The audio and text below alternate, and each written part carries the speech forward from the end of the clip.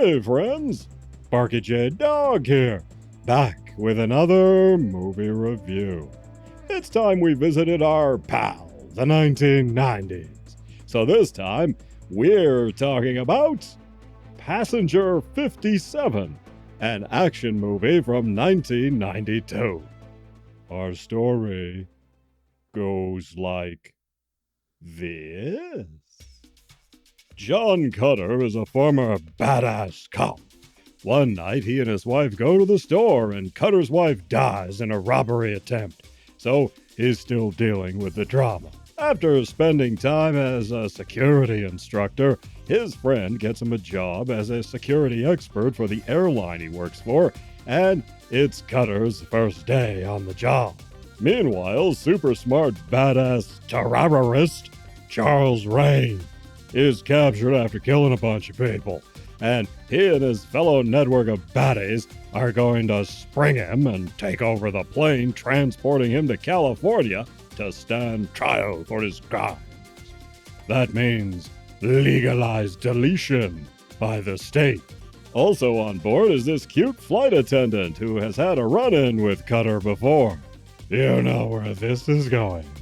Anyway, the terrorists hijack the plane and are none the wiser about passenger number 57, the badass John Cutter. What follows is a cat-and-mouse game between the ruthless Rain and John Cutter for control of the plane.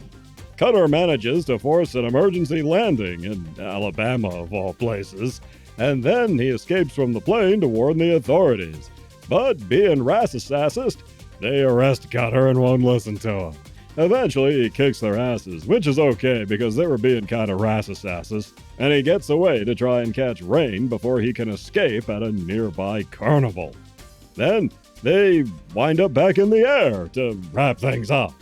Will the ultra-smart terrorist Rain escape? Will Cutter save the day?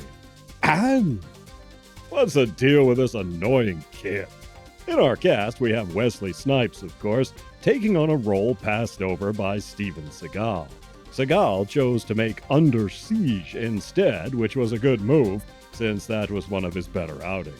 I like how in this one, Snipes isn't always the tough badass like he is in Blade. There are points during the fights when he actually looks a little apprehensive about taking on the bad guy he's fighting. You kinda got the sense the fight could go either way. And I like that. It made him a little more of an everyman. And what's an action hero without a catchphrase? We all know them by heart, don't we? Hasta la vista, baby. Get to the chopper! You're the disease, and I'm the cure.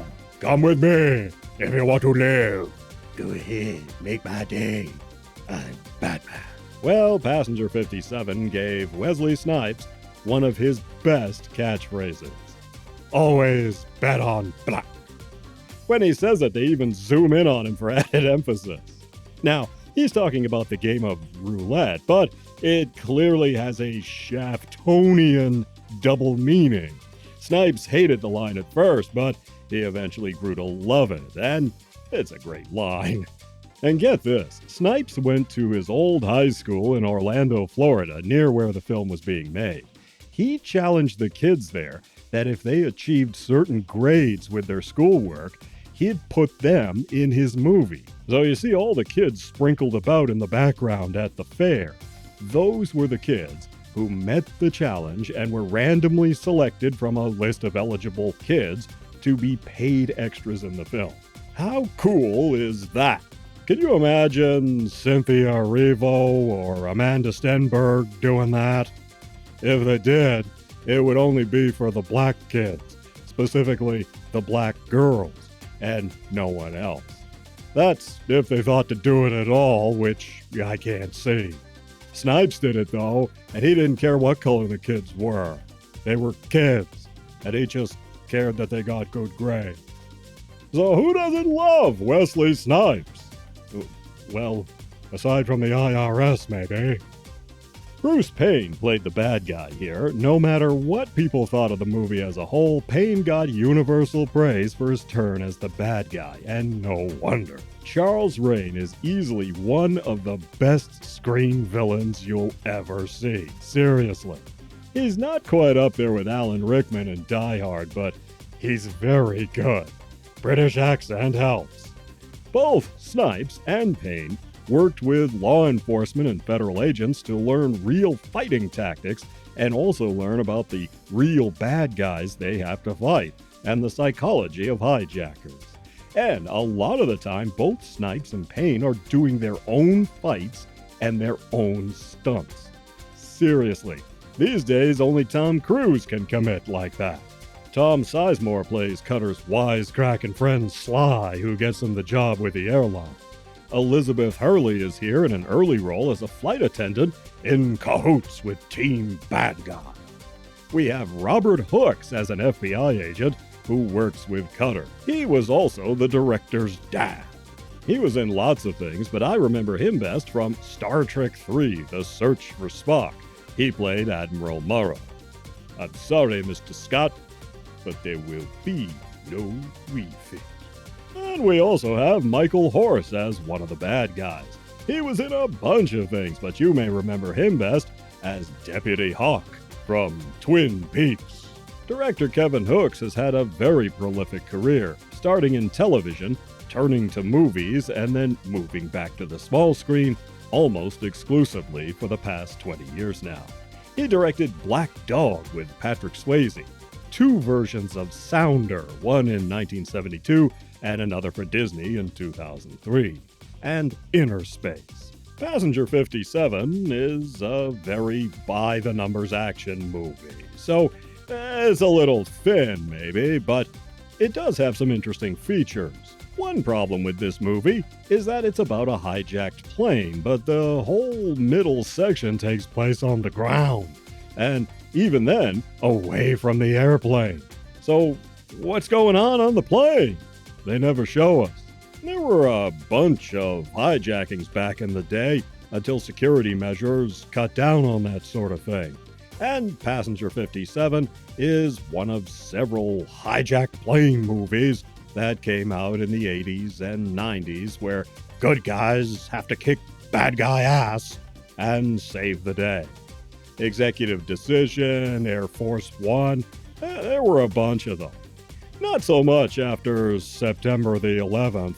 It doesn't seem like a topic people wanted to think about anymore.